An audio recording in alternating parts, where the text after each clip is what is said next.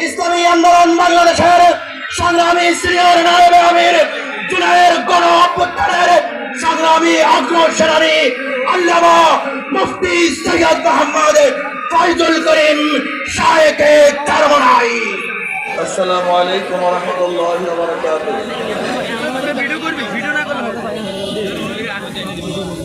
নাহমাদু ওয়া নুসাল্লি আলা রাসূলিল কারীম, আম্মা বা'দ। আউযু বিল্লাহি মিনাশ শাইতানির রাজীম, বিসমিল্লাহির রহমানির রহিম। ওয়া তিলকাল আইয়ামু নুদাবিলুহা বাইনান নাস।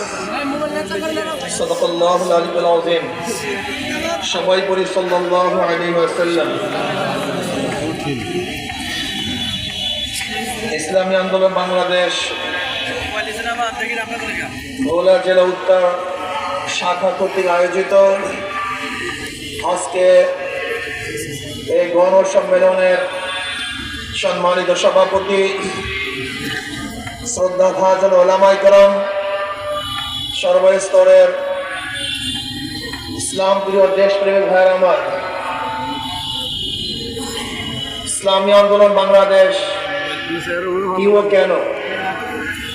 ইসলামী আন্দোলন বাংলাদেশ বিশ্বাস করে শুধু দেশ, দল এবং নেতা পরিবর্তনের মাধ্যমে মানুষের শান্তি আসতে পারে না। এ দেশ বারবার পরিবর্তন হয়েছে। ব্রিটিশদের বিরুদ্ধে আন্দোলন করেছিলাম, যেহেতু ব্রিটিশরা বৈষম্য করছে, বৈষম্য দূর করার জন্য ব্রিটিশদের বিরুদ্ধে আন্দোলন করে দেশ স্বাধীন করেছিলাম। ভেবেছিলাম বৈষম্য দূর হবে, কিন্তু আমরা কি দেখলাম?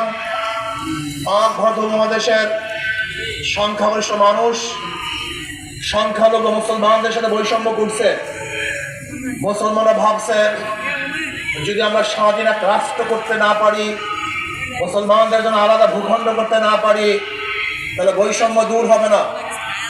আমরা 47-এ বৈষম্য দূর করার জন্য পাকিস্তান নামে একটা দেশ গড়লাম। ভেবেছিলাম এবার বৈষম্য থাকবে না, মানুষ শান্তি পাবে, মানুষ মুক্তি পাবে, মানুষ তাদের অধিকার বাস্তবায়ন করতে পারবে। কিন্তু আমরা কি দেখলাম? পশ্চিম পাকিস্তানের লোক পূর্ব পাকিস্তানের লোকদের সাথে বৈষম্য করছে। আমরা ভাবলাম এই বৈষম্য দূর করার জন্য যদি আমরা পশ্চিম পাকিস্তান থেকে আলাদা না হতে পারি, বাংলাদেশ নামে এক স্বাধীন রাষ্ট্র গঠন করতে না পারি, তাহলে বৈষম্য দূর হবে না। এদেশের মানুষ অস্ত্র ধরেছে, আন্দোলন করেছে, জীবন দিয়েছে। আমরা বাংলাদেশ নামীয় 71 এক রাষ্ট্র করলাম। ভেবেছিলাম এখন আর বৈষম্য থাকবে না। সেই 71-এর স্লোগান কি ছিল? সাম্য, মানবিক মর্যাদা, সামাজিক ন্যায় বিচার। কিন্তু আমরা কি দেখলাম?